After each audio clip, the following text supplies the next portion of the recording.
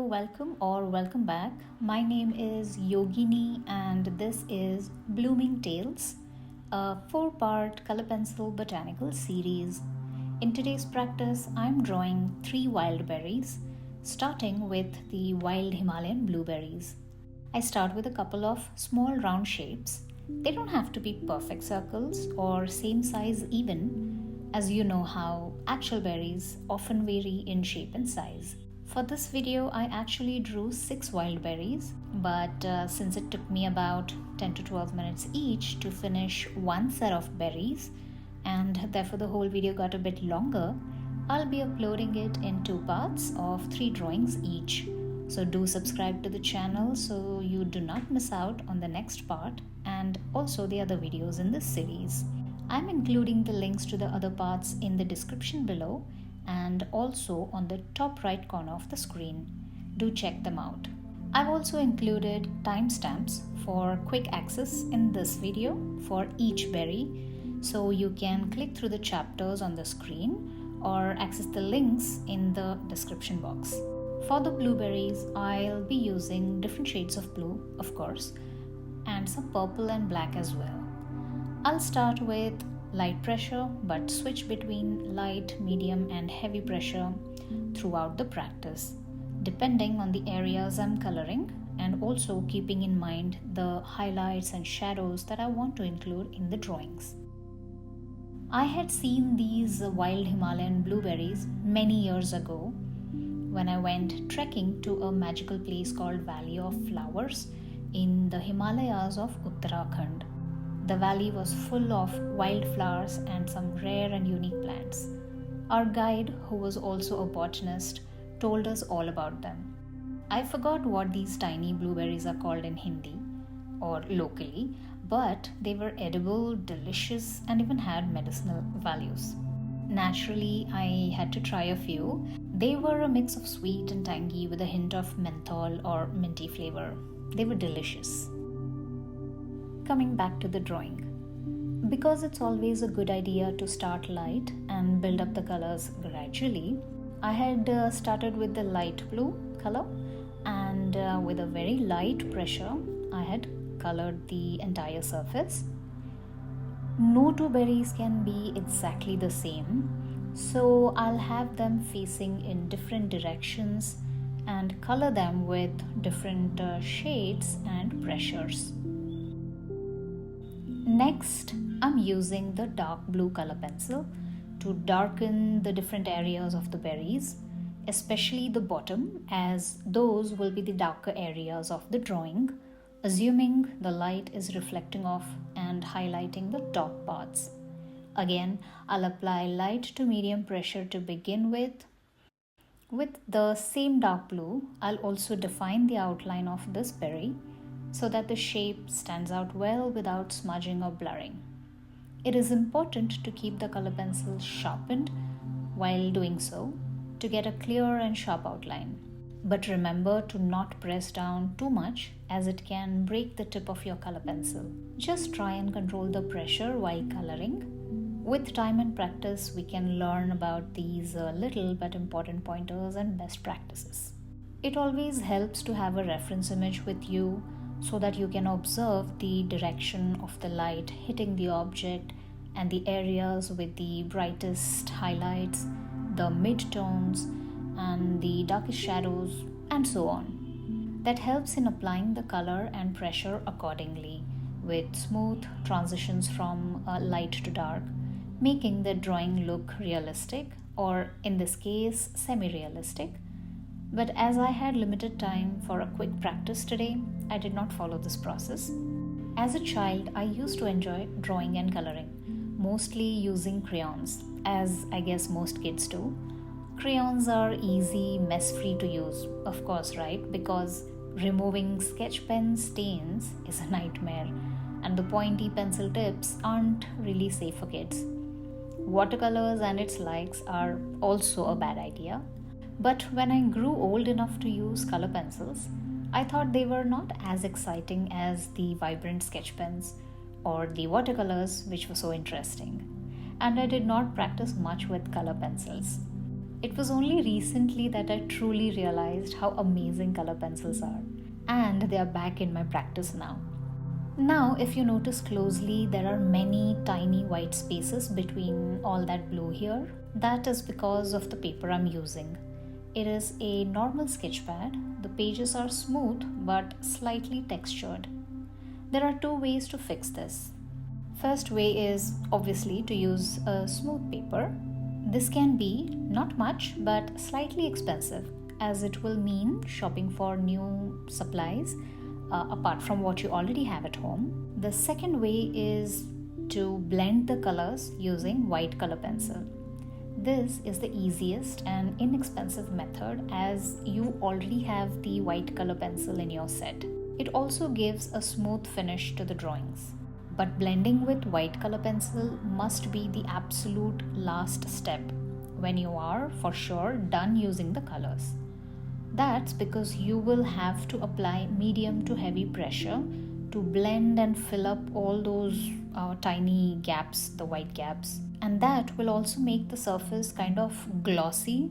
So coloring later again on top of this glossy surface will be quite difficult. And now it's time for some music as I speed up the process of coloring the remaining blueberries. You can also skip to the next berry using the chapter timestamp or the link in the description.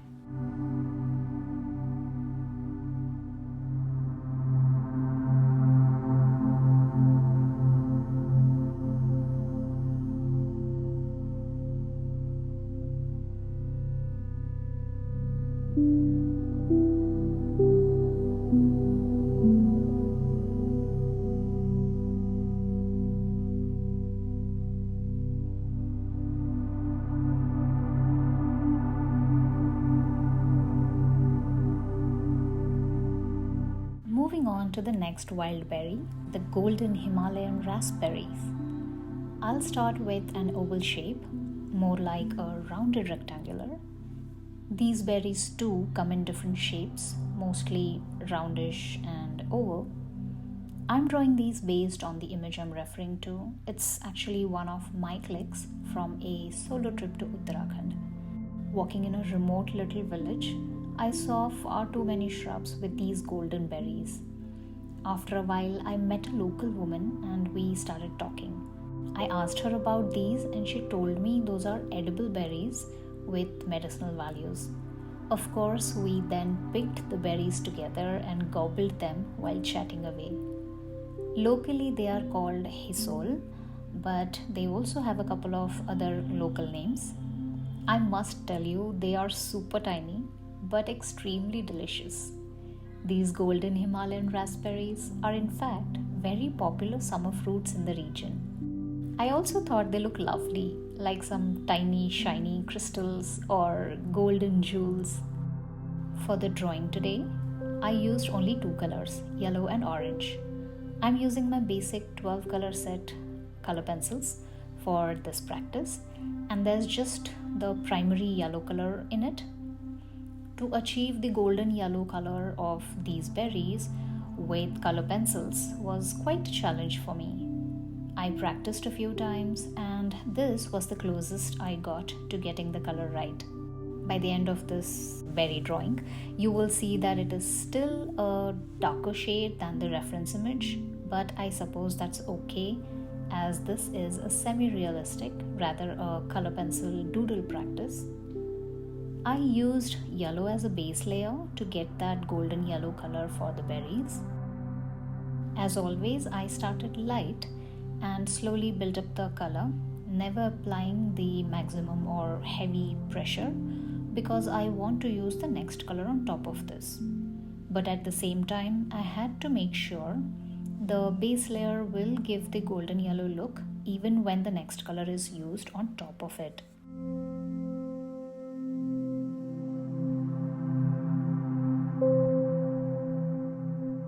Next, I used the orange color to add the details, which was the actual design or pattern on the berries.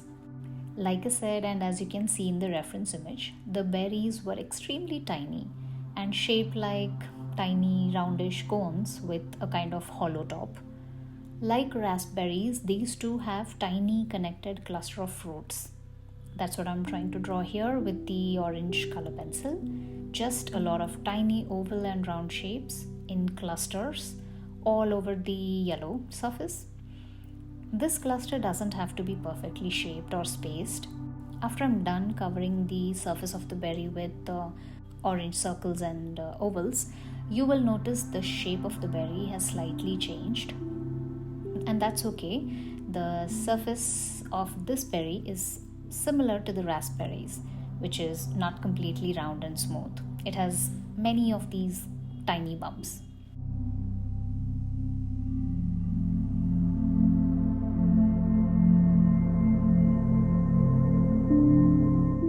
After the initial placement of the tiny ovals all over the surface of the berry, I went over them again, darkening further with the same color, orange. I also added some depth and shadows here and there. I shaded certain areas by adding more orange, more pressured strokes of orange, and left some other areas more yellow so as to highlight certain parts of the berry. As you know, the fruit surface will not be evenly highlighted or shaded even. Some areas will be darker, some will be lighter. In fact, looking back, I think I should have left a little white space too for the brightest highlights. You know how the light will hit brightly at certain spots of the object, making them appear almost white. Or maybe that can be added later with a white gel pen. The thing is, whenever I use a white gel pen or white ink to add the highlights, it seems a bit artificial to me. I feel the color of the object should show even if in the lightest possible value. The same goes with using black as cast shadow. I do use black, but I mostly prefer grey or dark blue, like darkest grey or darkest blue. I know in this video I've used the black color pencil for the cast shadow, but that's only because my color pencil set doesn't have grey. I'm using this 12 basic color set, and I was a bit lazy to search out the grey from my old color pencil set.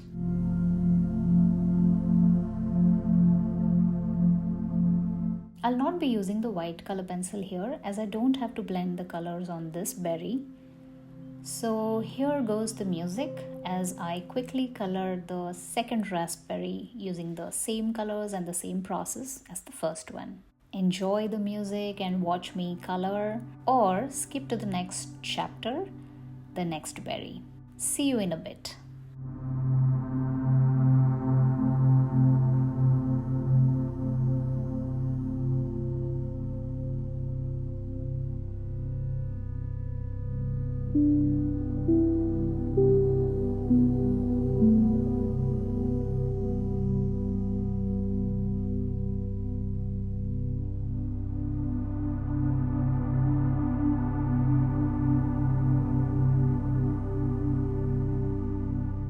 The golden Himalayan raspberries have these tiny hair-like structures.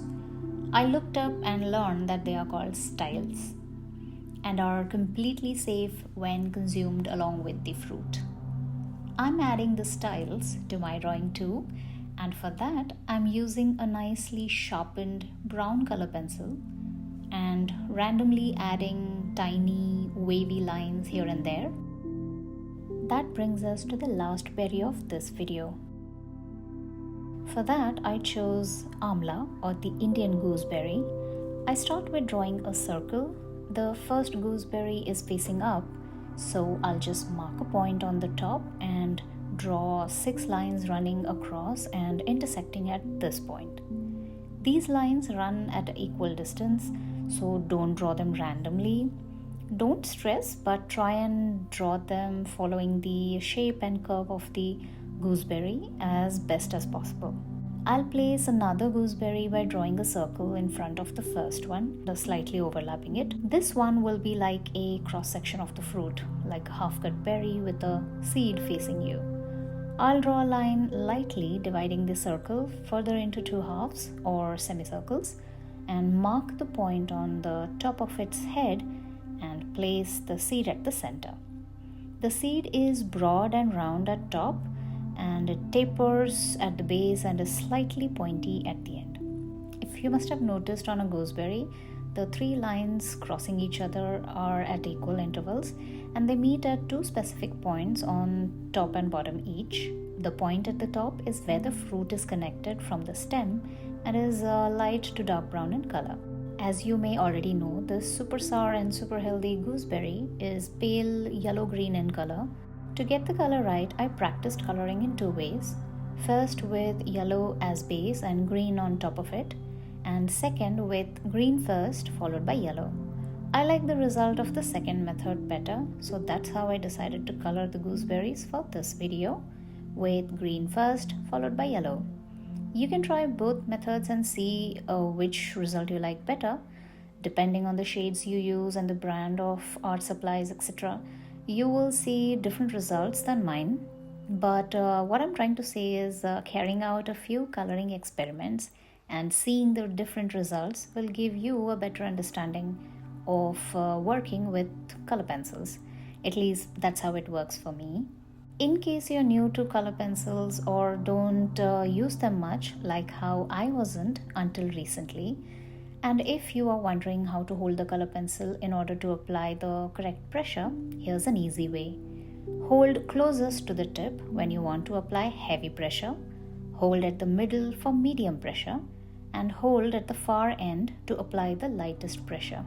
You automatically cannot apply a lot of pressure when holding at the far end of the pencil, unless of course the pencil is used and sharpened a lot and has become too short. Similarly, applying a heavy pressure is possible when the hold on the pencil is strongest, which it is when you hold closer to the lead and the paper surface. I'll cover the entire surface with light green before moving on to the yellow, ensuring the lines are slightly darker green than the rest of the area all the time. Since this berry is really very pale in color, always keep the pressure to a minimum and the colors always light. I find working with lighter values easier than with the darker ones. That may be because I'm too critical of myself, and even the tiny mistakes with darker colors will show easily. At such times, I often have to remind myself that there's no need to worry about making mistakes while learning. I'll cover all the green surface then with yellow color, again ensuring the lines always remain slightly darker green, and going over and switching between green and yellow until I'm satisfied. A little retouching with green for some parts of the lines, and some more going about with the green and yellow, and I'll be ready for my favorite part, that is blending the colors with white color pencil.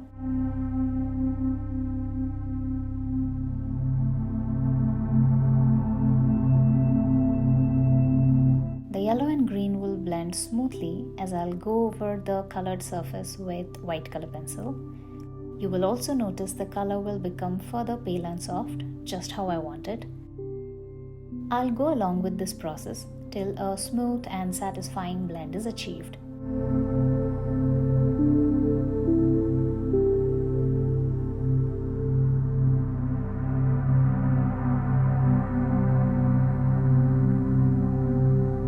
The point on the head of the gooseberry, where the lines intersect and from where it is connected to the stem, will be colored with just a bit of brown. This part will end with the gooseberries, but do come back for the part 2 for the remaining 3 berries. I'll be drawing mulberries, Java plum, and Golden Cape gooseberries. So please make sure to subscribe so that you do not miss out on the next part and the other videos in this series. I'll move on to color the half-cut berry in the similar way, except this one has a seed that I'll color with darker values of green and add just a tiny bit of black to add the shadow on one side. If you are still watching, thank you for being here, and I sincerely hope you enjoyed the video. Do consider subscribing so that we can stay connected. I'll see you in the next video. Bye for now, take care, and keep creating.